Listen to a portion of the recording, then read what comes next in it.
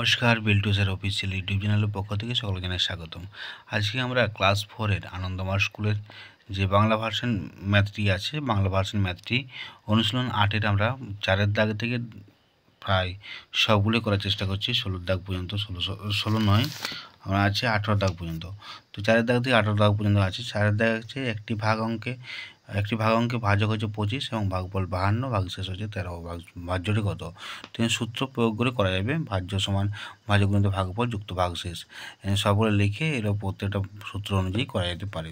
তো নেক্সট পরেরটা আছে একটি ভাগ অঙ্কের ভাজ্য হচ্ছে 205 এবং ভাগশেষ হচ্ছে 5 আর ভাগফল 10।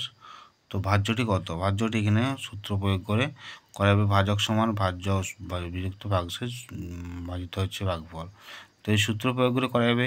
তো 5-এর দাগ অঙ্কটার পরে এবারে 6-এর দাগ অঙ্কটা কী দেওয়া আছে? 6-এর দাগ অঙ্কটা দেওয়া আছে যে একটি ভাগ অঙ্কে ভাজ্য হচ্ছে 111, ভাগশেষ 1, ভাজক সমান 11। ভাগফলটি কত?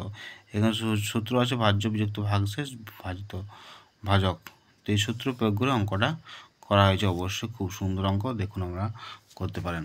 তো 7-এর দাগ অঙ্কটা দেওয়া আছে যে 5 অঙ্কের কোন ক্ষুদ্রতম সংখ্যা 325 দ্বারা বিভাজ্য?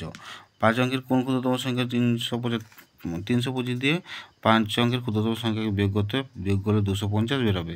সেই সংখ্যাটি কী হবে? 325কে 250 দিয়ে বিয়োগ করতে হবে, বিয়োগ করলে 75 বেরোবে। সেই সংখ্যাটি হবে এটার সঙ্গে যোগ করতে হবে 75, তবে সংখ্যাটি বেরিয়ে যাবে। এই সংখ্যাটি 325 দ্বারা বিভাজ্য।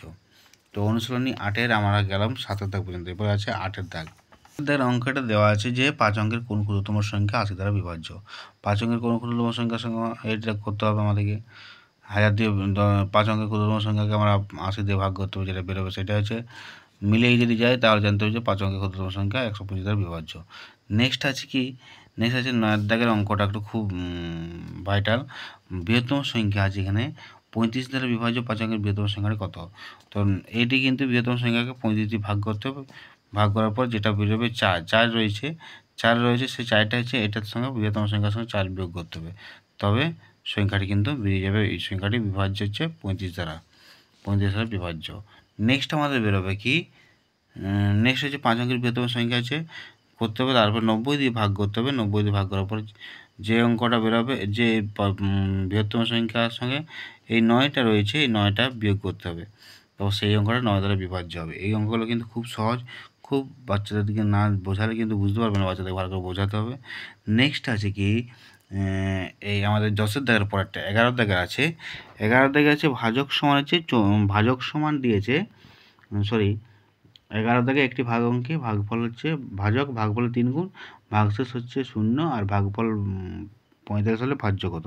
তো ভাজক সমান 45 গুণ 3 সমান 3 গুণ আছে 135, ভাগশেষ 0, ভাগফল 45, তাহলে ভাজ্য সমান ভাজক কিন্তু ভাগফল যুক্ত ভাগশেষ। সূত্র বসালে অঙ্কটা কিন্তু খুব সহজেই অঙ্কটা চলে আসবে। তো নেক্সট আমরা যাবো 11 দাগের অঙ্কটা পরে 12 দাগের অঙ্কটাও সেম আছে, 7 গুণ আছে। অঙ্কটা কিন্তু খুব সহজ।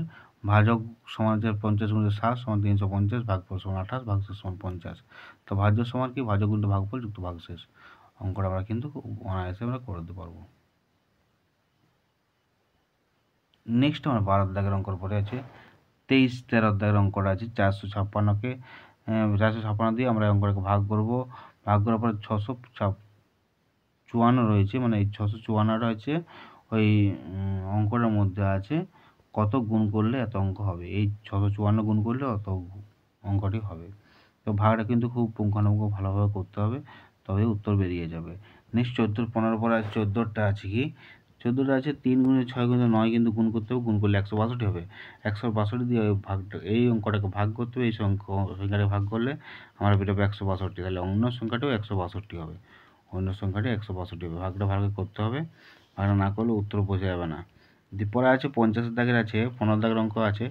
এই যে সেকেন্ড দেওয়া আছে, সেকেন্ডটাকে 60 দিয়ে ভাগ করতে হবে, 60 দিয়ে ভাগ করলে 40 সেকেন্ড পরে যাবে। আর এইখানে মিনিট যেটা হবে সেটাই মিনিট। এই মিনিটকে 60 দিয়ে ভাগ করে 2 ঘন্টা 46 মিনিট হবে। 2 ঘন্টা 46 মিনিট 40 সেকেন্ড। উত্তর এটা কিন্তু 2 ঘন্টা 46 মিনিট 46 সেকেন্ড। তো নেক্সট আমাদের 16 দাগের অঙ্কটা আমাদের খুব সহজ। 16 দাগের অঙ্কটা ভাগ করতে হবে, ভাগ করলে বেরোবে 55টি। 55টি সাইকেল কেনা যাবে। অতএব বিল্টু স্যার অফিসিয়াল ইউটিউব চ্যানেলকে সাবস্ক্রাইব করুন, পাশে থাকা বেল আইকন প্রেস করুন, যাতে ভবিষ্যতে আপনাদের এই চ্যানেল দুটো কাজে লাগতে পারে। তো চলুন টাটা বাই বাই, আবার দেখা হবে পরবর্তী ভিডিওতে। এটা আনন্দমা স্কুলের ক্লাস 4-এর অনুশীলনী 8-এর অঙ্কগুলো দেখালাম। নেক্সট টাইম আরও নিয়ে আসবো এরকম।